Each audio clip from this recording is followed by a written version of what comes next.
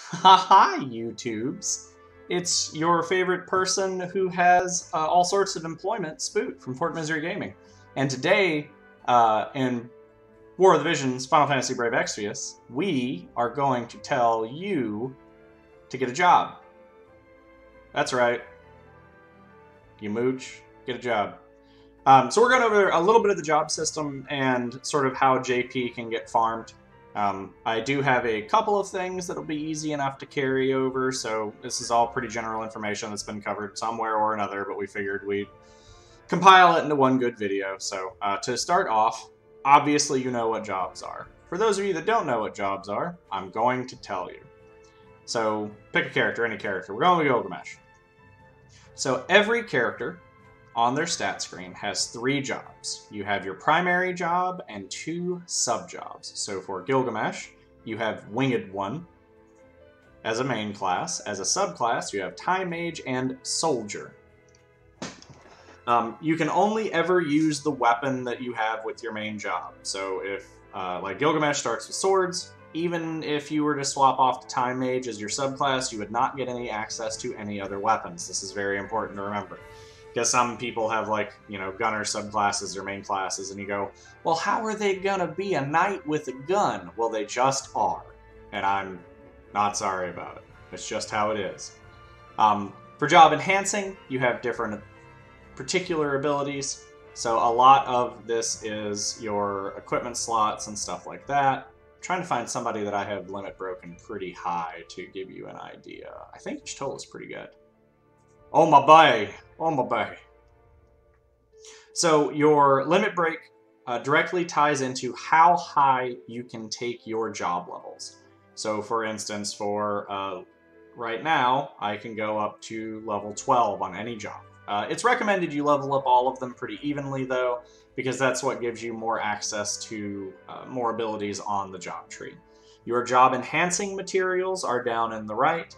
You have your specific class orb, you have your little statues, you have the all-crysts, which are, usually ice or flames. There's usually easy to see. And then you have your weapon all-cryst.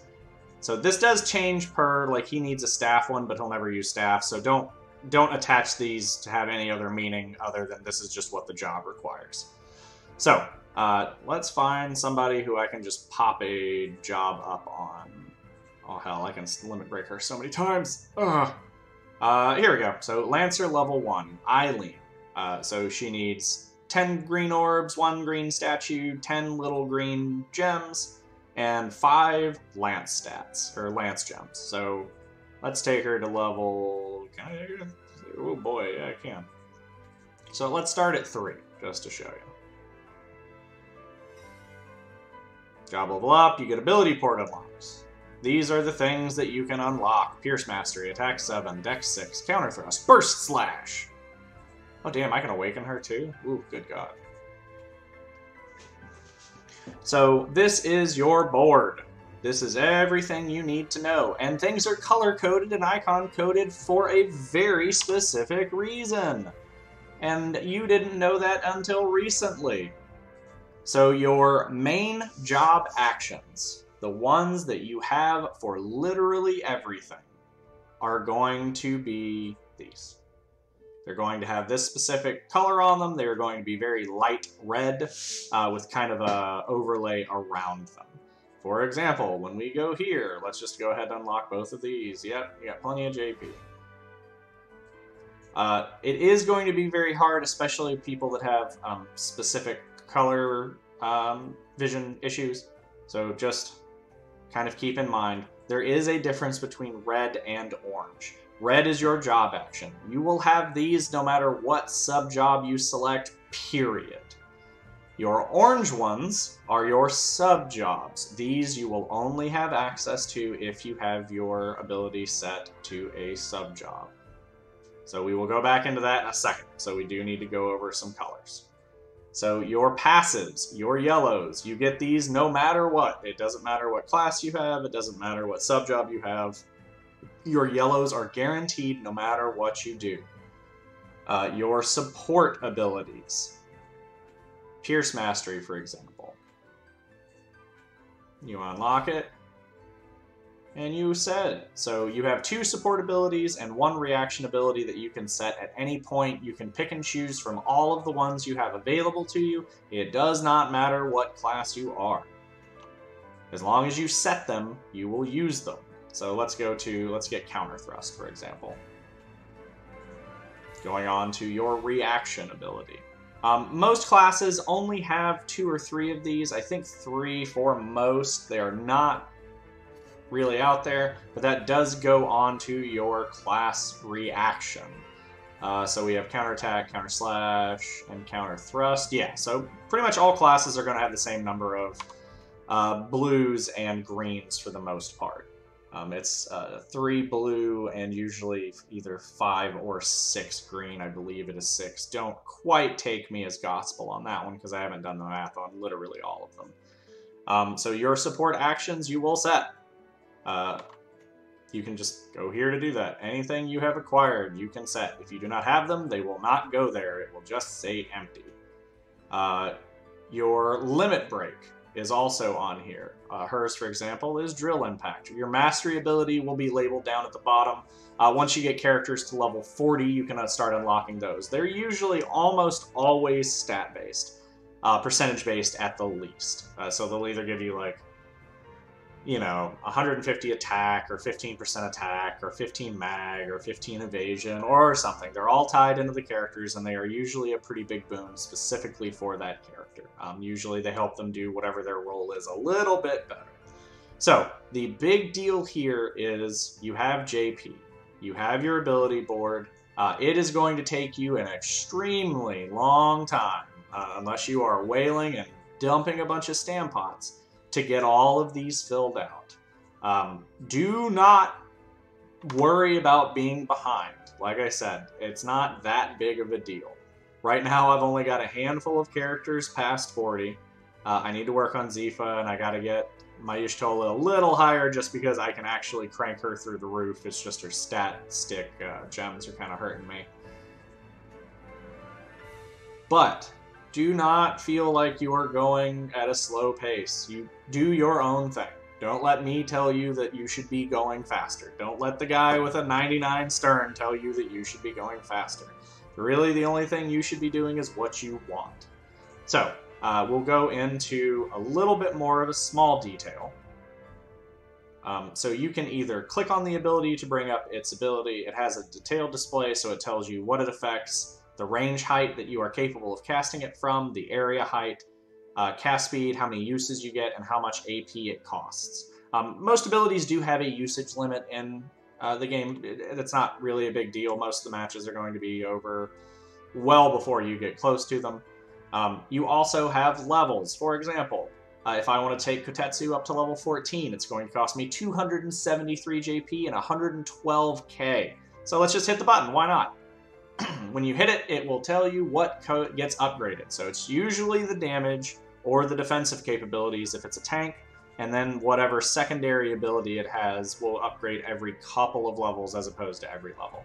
So for Kotetsu, we got our slash res went down and the actual damage went up. Damage always has a indicator beside it. It'll either say S, M, or L, depending on if it's a small damage, a medium damage, or a large damage. So for the usual formula to kind of pay attention to is a lot of your AoE abilities are going to have either small or medium. The majority of them are going to be small, and a lot of your single target big hits are going to be large damage or medium if they can hit more than one. Or if they have like a really big buff attached to them, like stun or a debuff. Well, backwards. If they have like a buff like shell or protect, or if they have a debuff like stun. Anything that stops the character. For example, let's do Comet. Got Time Mage. Gonna upgrade it. Its ability activation went up. This is usually only applicable for spells. There are some abilities that have charge time. It is not common, so don't be super worried about it, but some of them do. Damage effect up. So, as you can see, once you get a couple of levels, like these start off really small, so we'll go, you know, it's 35, 39, we're at 4k, we're at 6k, and then suddenly you're looking at this and you go, oh dear, this is getting very expensive. It's true. Getting your abilities to level 10 is probably recommended. 11 for bravery or faith abilities. So like Final Hour, it raises his own and target's faith for 3 turns. I do not know if this is one of the permanent abilities. I believe it is if you level it up to a certain level. Like Fina's cheer ability, it has to be 11 for you to get any real returns on it. So that is the general overview for your job. There are specific things you should know. So when you go to ability set, you have your main command here. It says Winged One. That will never change. All of your main commands you will always have access to. He will always be a Winged One no matter what. The sub-command is the one that is interesting. So if I click and hold on Winged One, it tells me what sub-abilities I get specifically from this class. So let's swap it to Time Mage. What happens? I get Immobilize and Comet. Very, very different abilities from the Winged Ones. The winged one, yeah, winged, that's weird. Winged ones, uns. So you get Final Hour and Healing Aura from Winged One. And you get Comet and Immobilize from Time Mage. That matters. You specifically cannot take any sub-ability that you do not have selected. So if I take Time Mage off, I do not have access to Immobilize or Comet. This is very important to remember. This is sort of the stopgap from Final Fantasy Tactics Classic. You do not get everything you have access to in a class normally. Yes, normally if you were a chemist, you would have all chemist abilities and you could set your reactions and everything, and then you would have everything off of the subclass. You are correct. That is not how they do it in this game, and it is a little annoying, and it does take a little bit to figure out. It's true, though. We just have to sort of deal with it. That's how the game works. You can look at all of your abilities and how much they cost to enhance. A lot of abilities you won't have a chance to upgrade at all. Some of your passives you will be able to. Your reactions you'll be able to. Your supports and reactions you can usually upgrade. Your passives you cannot. Those are usually just stat blocks. So when you get a yellow one, it is just a stat. Your limit break, for example, you have to have pots. You have to have burst pots. These are from Final Fantasy Brave Exvius. Each one of these gives you a specific amount of experience to your limit break. It'll do more damage. It'll do other things. Good idea to keep an eye on, but not necessarily like the best or worst thing in any direction. So that is pretty much it for the overview of the job system. There are a couple of ways to get JP. I can do the out-of-combat one, and then I'll just explain the combat one in a second. Let's go to the Barracks. So if you're in a guild, and I would recommend you get in a guild because the free benefits from it are relatively strong, you will go to Provisions. You can have 2 characters here, and they will gain 71 job points per hour. Depending on how much food you put in and what kind of buff it gives you. For example, if I put zoo wings in, I get 5,000 of the time on it.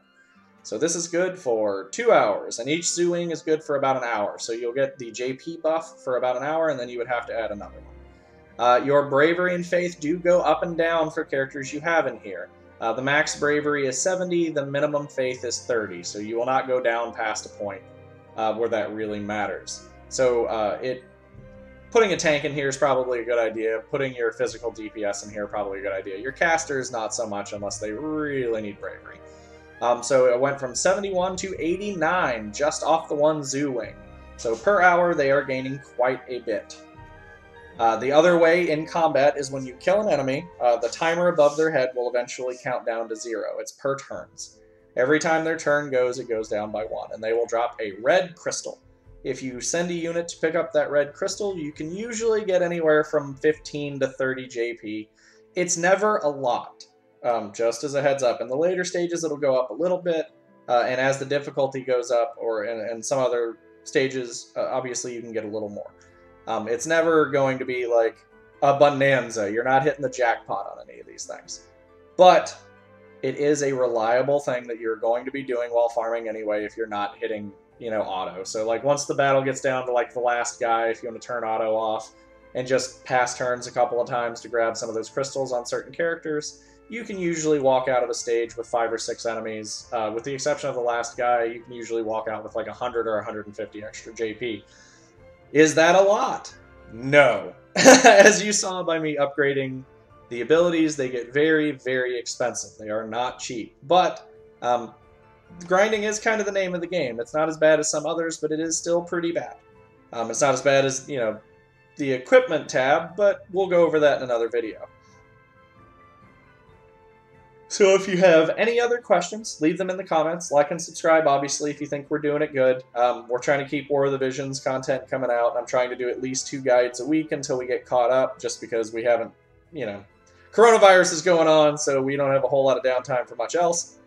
So keep an eye on it. So as a secondary feature, you can actually do abilities from your formation. So if you long press one of these guys, you can enhance. It just takes you straight to the enhance screen. It is sort of just doing a thing for another thing, so it's not like it's particularly impressive. The other trick to know about ability sets is if you want to know what you get out of these, you do have to long press them. So for Engelbert, for example, Paladin gives you Sentinel. And if I were to swap over to Knight, I would get nothing because I don't have any Knight abilities unlocked. But that is pretty much it for jobs. They are color-coded as far as your resources go. So they will go from blue to yellow to, or green to blue to yellow to purple to red. Most people are getting a lot of purple drops at this point. A lot of people are not getting reds just because there have been very few places in the game. So keep an eye on it. If you have any questions, leave them. And obviously, have a good day and don't get miserable, please.